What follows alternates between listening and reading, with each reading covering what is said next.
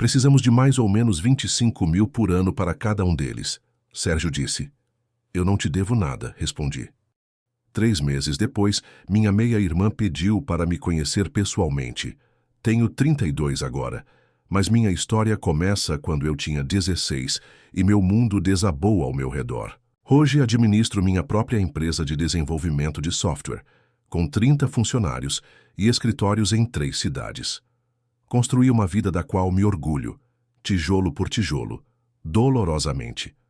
Nunca esperei que minha mãe reaparecesse depois de 16 anos de silêncio, especialmente para exigir dezenas de milhares de reais pelos filhos que ela escolheu em vez de mim. Até eu ter 12 anos. Foi só minha mãe, Adriana e eu em um apartamento apertado de 2 quartos. Nós lutávamos financeiramente, mas tínhamos um ao outro. Minha mãe trabalhava em 2 empregos para nos manter de pé, e eu aprendi cedo a ser autossuficiente. Eu cozinhava refeições simples, fazia meu dever de casa sem que me mandassem e tentava ser a criança menos problemática possível. Eu sabia o quanto ela trabalhava duro e a amava ferozmente por isso. Tudo mudou quando ela conheceu Sérgio. Ele tinha um bom emprego como gerente de construção, era dono de sua própria casa e dirigia um caminhão novo. Ele parecia legal o suficiente no começo, embora nunca tenha realmente tentado se conectar comigo. Eu estava cautelosamente otimista de que nossas vidas poderiam ficar mais fáceis. 6 meses depois que começaram a namorar, mamãe anunciou que iriam se casar e nos mudamos para a casa de Sérgio. 1 mês depois do casamento, mamãe compartilhou a notícia de que estava grávida. Eu tinha 13 anos na época e, enquanto sentia uma pontada de incerteza, tentava ficar feliz por ela. Ela brilhava de excitação, decorando o berçário e falando, sem parar, sobre o bebê. Sérgio se tornou mais presente, mais engajado, mas nunca comigo. Seus olhos deslizavam por mim na mesa de jantar, como se eu fosse uma peça de mobiliário em vez de uma pessoa. A primeira mudança perceptível veio quando minha mãe parou de ir aos meus eventos escolares, meu concerto da banda, minhas finais da equipe de debate. Ela estava muito cansada da gravidez. Eu entendia, ou tentava entender. Mas quando Sérgio reclamou do custo das minhas atividades escolares, sugerindo que eram uma despesa desnecessária com um bebê a caminho, minha mãe não me defendeu. Ela apenas olhou para sua barriga inchada e mudou de assunto. Mariana nasceu quando eu tinha 14 anos, um bebê exigente e calejado que consumia cada grama da atenção da minha mãe.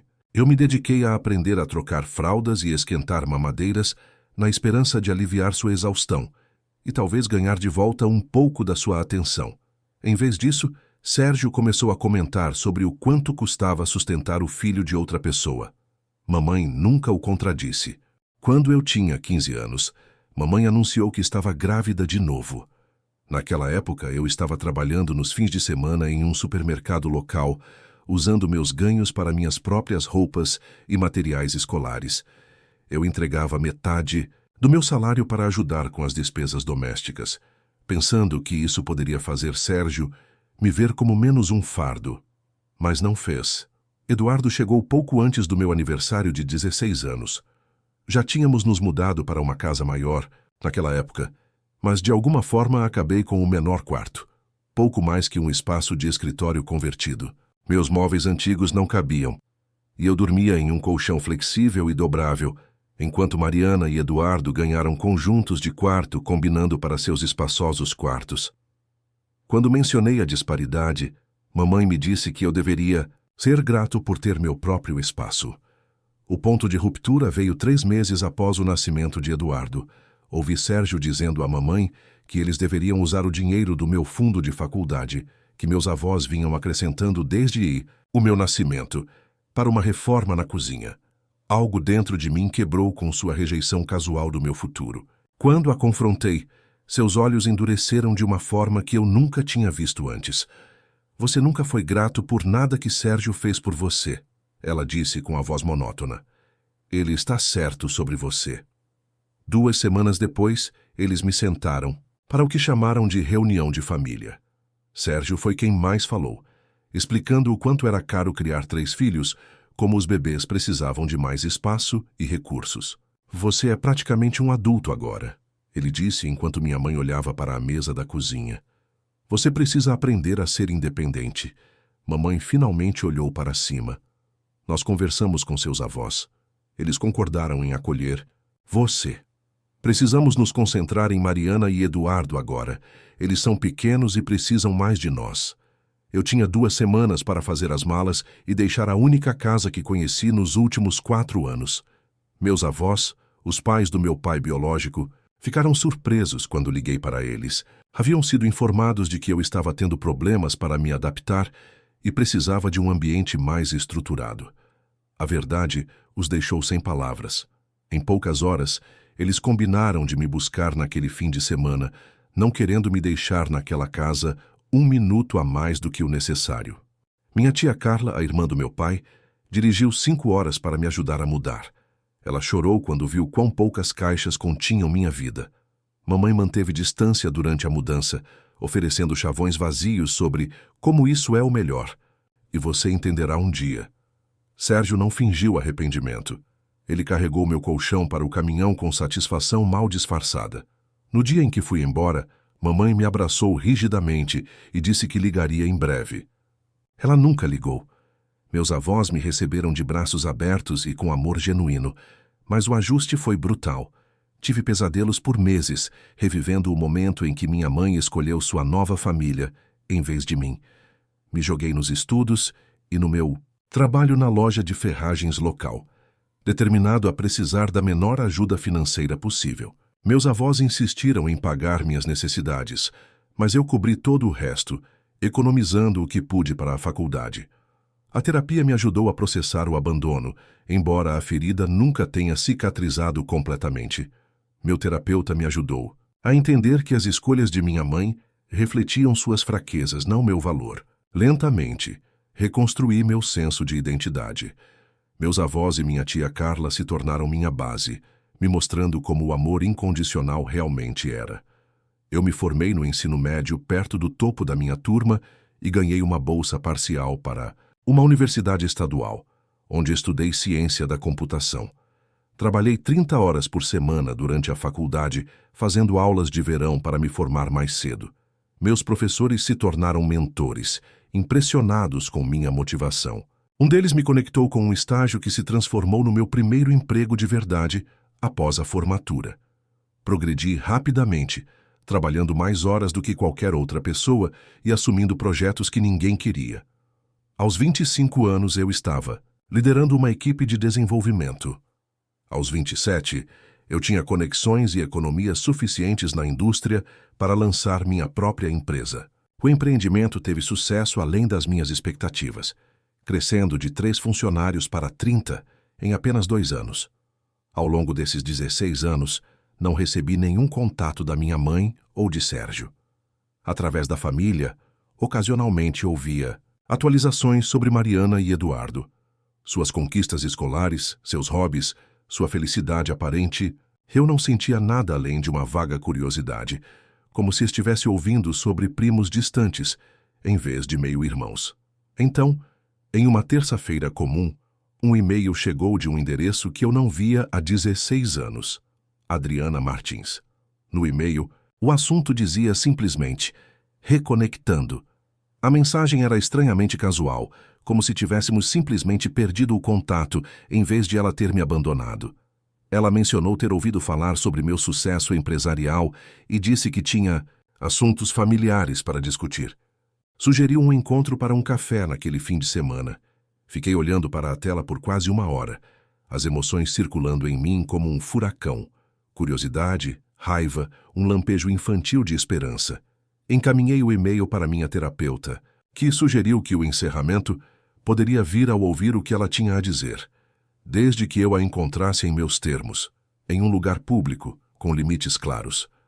Após 3 dias de debate interno, respondi com um breve acordo para nos encontrarmos, em uma cafeteria perto do meu escritório, território neutro, onde eu poderia facilmente sair se necessário. Vê-la depois de 16 anos foi surreal. Ela havia envelhecido significativamente. Seu cabelo, antes escuro, agora estava manchado com linhas grisalhas que marcavam seu rosto de uma forma que não estava lá antes. Sérgio sentou-se ao lado dela, mais pesado e robusto do que eu me lembrava, sua expressão cautelosa. Eu esperava sentir uma onda emocional, mas em vez disso, encontrei um estranho distanciamento, como se estivesse encontrando conhecidos distantes, em vez da mulher que me deu à luz. Mamãe me abraçou desajeitadamente, enquanto Sérgio estendia uma mão rígida. Eles comentaram sobre o quão bem eu estava, o quão impressionados estavam com minhas realizações. Mamãe falou como se nossa separação tivesse sido uma decisão mútua, o lançamento normal de uma criança independente em vez de um abandono traumático. Depois de 15 minutos de conversa superficial sobre o clima e notícias locais, mamãe finalmente chegou ao objetivo do nosso encontro. Sua irmã e seu irmão vão para a faculdade no ano que vem, disse ela, seu tom mudando para algo mais familiar. Era a voz que ela usava quando pedia favores aos vizinhos. Mariana entrou na Mackenzie e Eduardo vai para a FGV. Estamos muito orgulhosos. Sérgio se inclinou para a frente. A faculdade não é barata hoje em dia. A moradia sozinha nessas escolas é astronômica. Ouvimos falar sobre seu sucesso. Mamãe continuou, seus olhos evitando os meus. O negócio está indo muito bem, pelo que entendemos. Fiquei em silêncio, observando o desempenho se desenrolar. Achamos que você podia ajudar com a mensalidade deles. Ela finalmente disse. Eles são seus irmãos, afinal, e a família ajuda a família. Sérgio assentiu vigorosamente. Precisamos de cerca de 25 mil por ano para cada um deles, e precisaremos do primeiro pagamento até agosto. A audácia me deixou atordoado em silêncio momentâneo. 16 anos sem uma única mensagem, chamada o cartão de aniversário. 16 anos construindo minha vida das cinzas de sua rejeição, e agora eles estavam sentados diante de mim, não com desculpas ou arrependimento, mas com as mãos estendidas, esperando dezenas de milhares de reais. Deixe-me ter certeza de que entendi. Eu disse cuidadosamente. Você quer que eu pague 50 mil por ano para a educação universitária de irmãos que não vejo desde que eram crianças? O sorriso da minha mãe vacilou. São sua família, seu irmão e sua irmã. Sinto muito, mas não farei isso, respondi. Minha voz firme, apesar da raiva crescendo em meu peito. Sua expressão mudou de expectante para incrédula. Depois de tudo que fizemos por você, o absurdo de sua declaração poderia ter me feito rir se não fosse tão doloroso. O que exatamente você fez por mim? Me jogou fora quando me tornei inconveniente? Eu criei você por 16 anos, ela sibilou, abandonando a fachada amigável. É assim que você me retribui? Eu não te devo nada, eu disse calmamente. Eu não devo nada a eles. O rosto de Sérgio se retorceu. Seu pequeno ingrato, acho que terminamos aqui. Eu interrompi, me levantando para sair. Mamãe agarrou meu pulso, seus dedos cravando com uma força surpreendente. Você vai ajudar seus irmãos ou está morto para mim? Eu gentilmente removi sua mão. Você me fez morto. Para você 16 anos atrás, quando escolheu eles em vez de mim. Seu grito ecoou pela cafeteria enquanto eu caminhava em direção à porta. Como você ousa? Depois de tudo que sacrificamos, você não teria sua preciosa companhia se eu não tivesse te ensinado a trabalhar duro. Os clientes se viraram para encará-la, enquanto Sérgio tentava acalmá-la, seu próprio rosto contorcido de raiva. O gerente se aproximou da mesa deles, preocupação evidente em sua expressão. Eu saí sem olhar para trás, mas o confronto estava longe de terminar. Naquela noite, meu telefone foi inundado com mensagens de texto e ligações de ambos, alternando entre tentativas de me culpar e ameaças. Eles encontraram meu e-mail da empresa e perfis de mídia social, enviando mensagens que se tornaram cada vez mais hostis quando eu não respondi. O assédio aumentou. Nos próximos 15 dias, eles apareceram no meu escritório sem avisar, causando uma cena no saguão até que a segurança os escoltou para fora. Contataram parentes com histórias inventadas sobre minha recusa em ajudar minha família destituída. Eles até entraram em contato com meus avós, que prontamente bloquearam seus números após ouvir suas demandas. Quando começaram a entrar em contato com meus clientes pelo LinkedIn, alegando que eu estava fraudando minha própria família, eu já estava farto. Consultei um advogado, que documentou o padrão de assédio e me ajudou a entrar com um pedido de ordem de restrição. Enviamos uma carta formal de cessação e desistência, que eles ignoraram, continuando sua campanha de assédio, aparentemente sem nenhuma preocupação com as possíveis consequências. A audiência no tribunal foi marcada para uma terça-feira de manhã, no início de junho. Cheguei com meu advogado e uma pasta cheia de evidências, capturas de tela de mensagens, imagens de segurança do meu escritório, depoimentos de testemunhas e funcionários que viram seu comportamento perturbador. Minha mãe e Sérgio chegaram, sem representação legal, aparentemente confiantes na retidão de sua posição. Quando o juiz pediu que explicassem suas ações, minha mãe começou um discurso choroso sobre os direitos dos pais e obrigações familiares. Alegou que eu os abandonei anos atrás, cortando contato por rebeldia adolescente. Sérgio assentiu solenemente ao lado dela, ocasionalmente adicionando detalhes à sua narrativa fictícia. Meu advogado metodicamente desmontou a história deles, apresentando a documentação de seu assédio, junto com o depoimento dos meus avós e da minha tia Carla, detalhando as circunstâncias da minha remoção de sua casa. A expressão do juiz ficou cada vez mais preocupada conforme a verdade surgia. Então, para esclarecer, o juiz disse, dirigindo-se à minha mãe: "Você pediu para seu filho sair de casa aos 16 anos. Não teve contato com ele por 16 anos e agora espera apoio financeiro para a educação de seus outros filhos?"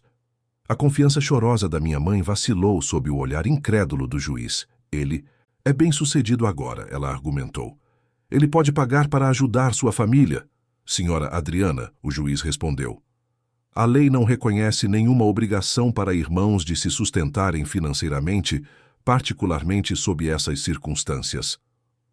Ordem de restrição foi concedida, e proibindo-os de entrar em contato comigo ou com qualquer pessoa associada ao meu negócio por um período de 3 anos. Quando o juiz anunciou sua decisão, o rosto da minha mãe se contorceu em choque e humilhação. Pela primeira vez, desde que o conheci, Sérgio parecia assustado. As consequências se espalharam por nossa família extensa. Alguns parentes me criticaram por ser implacável, sugerindo que eu deveria ser uma pessoa melhor, apesar do assédio. Outros expressaram apoio, tendo testemunhado o comportamento da minha mãe ao longo dos anos. Meus avós e minha tia Carla ficaram inabalavelmente ao meu lado, orgulhosos de mim por proteger a vida que construí. 3 meses após a audiência do tribunal, um e-mail inesperado chegou. O remetente era Mariana martim98@gmail.com, com o assunto: "Podemos conversar?" A mensagem era breve e hesitante. "Você não me conhece, mas eu sou sua irmã. Eu gostaria de conhecê-lo se você estiver disposto. Sem mãe, sem pai, apenas eu. Eu entendo se você disser não." Consultei meu terapeuta novamente, cauteloso sobre reabrir feridas ou me expor a mais manipulação.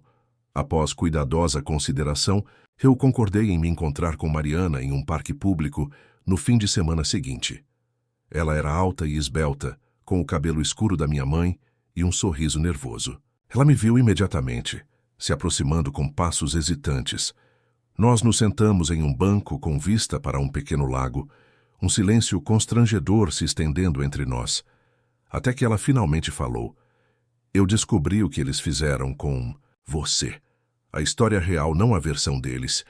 Ela explicou que encontrou cartas dos meus avós no sótão enquanto procurava fotos antigas, correspondência que contradizia tudo o que lhe foi dito sobre minha partida. Confrontar nossos pais levou a uma explosão, onde a verdade finalmente veio à tona. "Sinto muito pelo que eles fizeram", ela disse suavemente, "e pelo que eles tentaram fazer agora." Ao contrário de Eduardo, que ficou do lado dos nossos pais, sem questionar, Mariana ficou horrorizada com o comportamento deles e suas expectativas. Ela saiu da casa deles, encontrou colegas de quarto e um emprego para se sustentar enquanto frequentava a faculdade pública em vez da Mackenzie. "Eu não quero a ajuda deles se vier com esse tipo de condição", ela explicou. "E eu definitivamente não queria a ajuda extorquida de você." Nos meses seguintes, Mariana e eu construímos um relacionamento cauteloso. baseado no respeito mútuo em vez de obrigação. Eu a ajudei com inscrições de emprego e aconselhamento acadêmico, mas não ofereci apoio financeiro, além de cafés e refeições ocasionais juntos. Ela nunca pediu mais, compreendendo os limites necessários para que nossa conexão frágil crescesse. 6 meses após a ordem de restrição ter sido emitida, ouvi, através da família, que minha mãe e Sérgio estavam dizendo às pessoas que eu havia abandonado a família depois de me tornar bem-sucedido, aparentemente esperando salvar a reputação deles. Mariana relatou que eles a cortaram quando ela se recusou a parar de me ver, adicionando-a à lista de filhos que eles descartavam quando conveniente. Na marca de 1 ano de nossa reconexão, Mariana foi transferida para uma universidade estadual com uma bolsa parcial, mantendo sua independência enquanto prosseguia seus estudos. Nós nos estabelecemos em um padrão confortável de jantares mensais e mensagens de texto regulares, construindo o tipo de relacionamento que deveria ter sido possível anos antes. Meus avós inicialmente estavam cautelosos com Mariana, protetores de mim depois de tudo o que aconteceu, mas seu remorso genuíno pelas ações dos nossos pais e sua determinação em trilhar seu próprio caminho acabaram conquistando-os. Vê-los recebê-la em sua casa para o jantar de ação de graças trouxe uma sensação inesperada de cura. Eduardo permaneceu alinhado com nossos pais, ocasionalmente enviando mensagens hostis a Mariana sobre sua traição. Ela compartilhou algumas comigo, revelando o ambiente tóxico do qual eu havia escapado anos antes. Qualquer culpa que eu pudesse ter nutrido por não ajudar com sua educação evaporou quando li suas palavras raivosas e cheias de direito. A experiência reforçou o que aprendi através de anos de terapia e reconstrução. A família não é definida por sangue ou obrigação, mas sim criada através do respeito, apoio e cuidado genuínos. Minha mãe nunca entendeu essa verdade fundamental, vendo relacionamentos apenas através das lentes do que poderia ganhar com eles. Eu não sei se algum dia vou me curar completamente de ter sido descartado pela pessoa que deveria ter me amado mais incondicionalmente. Mas eu construí uma vida cheia de pessoas que escolheram ficar ao meu lado, não por obrigação ou benefício financeiro, mas por quem eu sou. Minha empresa continua a prosperar. Meu relacionamento com meus avós e minha tia Carla fica mais forte a cada ano, e agora, inesperadamente, tenho uma irmã que escolheu integridade em vez de conforto. Algumas pessoas sugeriram que eu deveria me sentir presunçoso sobre meu sucesso diante das expectativas da minha mãe. A verdade é que não. Não há satisfação em ver alguém revelar as piores partes de si mesmo, especialmente alguém que você amou profundamente. Mas há uma paz profunda em saber que quebrei o ciclo de amor condicional que definiu minha infância, criando limites que protegem a vida e os relacionamentos que trabalhei tanto para construir. Minha mãe me ensinou o que uma família não deveria ser. Ironicamente, essa lição dolorosa me ajudou a reconhecer e valorizar o que uma família deveria ser: um círculo de respeito mútuo e cuidado genuíno, que não precisa de ordens judiciais ou ameaças legais para se manter. Por esse presente, suponho que eu deveria ser grato afinal. Agora me diz, você acredita que o sucesso de André foi impulsionado pela rejeição da mãe ou ele teria alcançado isso de qualquer forma? Escreve aqui nos comentários, eu quero muito saber. Se você gostou do vídeo, clica em curtir e se inscreve no canal também. Assim você não perde nenhuma história emocionante. Não esquece, deixa também um comentário com uma classificação, de 1 a 10 para mostrar o quanto você gostou. Assista também ao vídeo que agora está aparecendo na sua tela. Até breve.